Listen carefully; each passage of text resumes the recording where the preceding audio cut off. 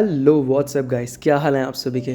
तो आज है डेट संडे एंड मैं एनालिसिस कर रहा हूँ कल के लिए। 7th ऑफ सितंबर है आज और मैं कर रहा हूँ 8th ऑफ सितंबर के लिए एनालिसिस। ओके, सो अगर मुझे बताना हो कि पिछली बार मैंने क्यों नहीं एनालिसिस दी थी फ्राइडे की, तो जैसा कि आपको पता था कि मार्केट ने काफ़ी ज़्यादा हैवी मोमेंटम देकर हैवी गैप अप देकर बहुत तगड़ा गैप अप दिया था। ठीक है, और मतलब ये लगभग 100 या 150 250 पॉइंट्स का गैप अप था।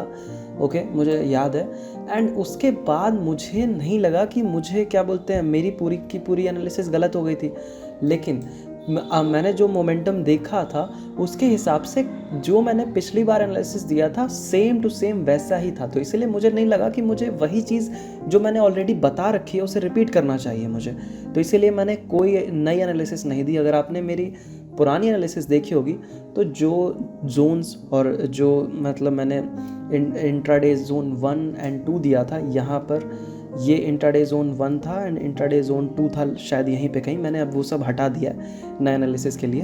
पर हाँ, जो मैंने दिया था वहीं पर आकर मतलब मार्केट ने अच्छा खासा एक दिखाया था मोमेंटम। ठीक है, एंड पुट की साइड में भी काफ़ी अच्छा ट्रेड बना था।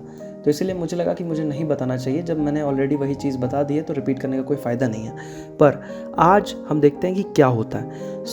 आपने देखा होगा कि मार्केट ने 250 पॉइंट्स खुलने के बाद काफ़ी अच्छा गैप काफ़ी अच्छा मोमेंटम दिया नीचे की ओर एंड बहुत तगड़ी सेलिंग हुई है। ठीक है, अगर आपको लग रहा है कि ये कोई पुल बैक है तो नहीं, यहाँ वाकई में एक अच्छी सेलिंग हुई है। ठीक है, मैं आपको थोड़े छोटे टाइम फ्रेम पर दिखाना चाहूँगा। ये देखिए, मार्केट ने खुलते के साथ एक बहुत बड़ी रेड कैंडल दी बाकायदा उसमें, फिर उसके बाद एक हल्की सी बाइंग आई।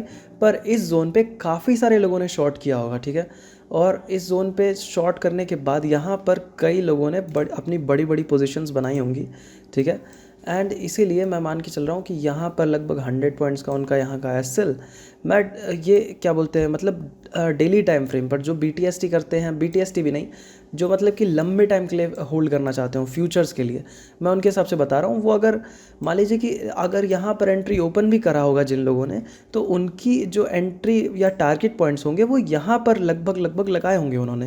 क्योंकि कोई भी अगर इतने बड़े टाइम फ्रेम पर रिस्क ले रहा है तो वो छोटा प्रॉफिट नहीं बुक करना चाहेगा। सिंपल सी बात है। अगर आप या मैं ही होंगे तो क्या आपको लगता है कि मैं, एक मिनट ज़रा दिखाता हूँ, क्या आपको लगता है कि मैं सिर्फ 1:2 लेकर चला जाऊँगा? नहीं भाई, मुझे अगर मैं बड़े टाइम फ्रेम पर एक फ्यूचर्स ट्रेडिंग कर रहा हूँ तो जो कि सेफ़ एंड सिक्योर्ड है, तो मेरे हिसाब से मैं ज़्यादा पॉइंट्स लेने की कोशिश करूँगा, अपने एनालिसिस पे ज़्यादा फोकस करूँगा। एंड इसीलिए इस कैंडल का हाई मेरा एसएल होगा एंड यहाँ का इस जगह का यहाँ 24,500 एक काफ़ी अच्छा मेरा टारगेट बुकिंग पॉइंट होगा। ठीक है, अभी मैं उसी के हिसाब से देखते हुए, और यहाँ पर यहाँ पर री एंट्रीज़ बनी। ठीक है, 24,800 के पास री एंट्रीज़ बनी है। ठीक है, ये ओके, हाँ ये रहा आपका, एक मिनट मैं इसे हटा देता हूँ। हाँ, 24,800 के पास री एंट्रीज़ बनी है और ये इन्होंने भी यहाँ तक का तो रखा ही रखा होगा। ये 90 या 100 पॉइंट्स का होगा। ओके, 90 पॉइंट्स या 180 पॉइंट्स समथिंग ऐसा इसके ऊपर का लॉस एंड यहाँ सेम जोन का आपका प्रॉफिट बुकिंग। ठीक है, सेम जोन या फिर मतलब ये इन्होंने ज़्यादा से ज़्यादा इसके नीचे रखा होगा, पर इससे ज़्यादा कहीं और जाने की ज़रूरत नहीं पड़ी होगी उन्हें। ठीक है, और फिलहाल अगर हम मार्केट का मोमेंटम देखें, एक मिनट मैं 5 मिनट्स के टाइम फ्रेम पर जाना चाहूँगा। हाँ, अगर हम फिलहाल मार्केट का मोमेंटम देखें तो सेलिंग तो बहुत तगड़ी और बहुत अच्छी आ रही है। सेलिंग के कैंडल्स काफ़ी स्ट्रॉन्ग है, पर वहीं हम बाइंग को देखें तो वो हल्की हल्की आ रही है। ऐसा लग रहा है जैसे कि बस सेलिंग हो, जिन्होंने मतलब कि यहाँ पर शॉर्ट किया हो वो अपनी प्रॉफिट बुकिंग कर रहे हो, नए बायर सेंटर हो रहे हो एंड हल्की फुल्की रिटेल बाइंग्स। तो वो कुछ ज़्यादा अच्छी बाइंग नहीं है, वो बस एक क्या बोलते हैं उसे, रिट्रेसमेंट बाइंग है बस। ठीक है, तो यहाँ पर हमें रिट्रेसमेंट बाइंग के अलावा और कुछ नहीं देखने को मिल रहा। फिलहाल मेरा जो कल का भी रहेगा वो ज़्यादा कुछ नहीं रहेगा। मैं कल के लिए भी सेलिंग ही देखूँगा। मोस्ट प्रोबेबली यहाँ से गैप डाउन ओपन हो सकता है। देखो, मेरी बातों का प्लीज़ आप बीटीएसटी से कोई लेना देना मत रखना। मैं बीटीएसटी में अच्छा नहीं हूँ, इसलिए मैं गैप अप और गैप डाउन अच्छे से नहीं बता सकता। ठीक है, मुझे सिर्फ डायरेक्शन बताना आता है और मैं उसी पे ही काम करूँगा और वही बताऊँगा आप लोगों को। मेरी बातों का बिल्कुल बीटीएसटी, मैं सिर्फ अंदाज़ा लगा रहा हूँ और उसे अंदाजे की तरह ही देखिएगा।